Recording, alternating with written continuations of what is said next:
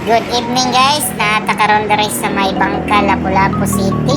So atong girescue karon Honda Civic RS Turbo. So ang concern is here is dili siya moandar. So sa atong pag-check guys, sa atong pag-on wala na siya power. So atong gi-check ang iyang battery voltage. So 4 volts na lang. So karon guys, atong gi-jump start no.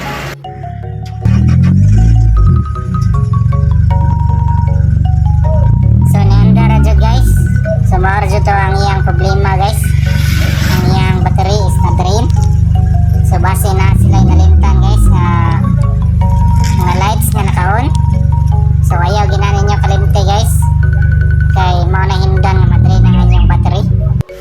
So karon guys, problem solved na. So successful atong rescue guys. Makauli na silang sir ug ma'am sa ilang panimalay. So kung kamo guys, kinahanglan mo rescue 24/7 atong services, tawag lang or message sa atong Facebook page. Available kami guys, one call away kami.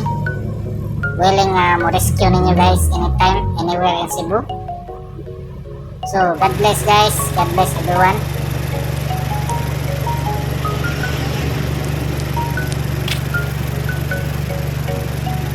Please stay og share sa atong video guys para daghan pa tawag matabangan no. So mga kailan ninyo kinahanglan rescue atong matabangan. Pinagi sa pag-share ninyo sa atong video para daghang makakita sa atong Facebook page. Nga naay mo rescue guys og 24/7 diri sa Cebu.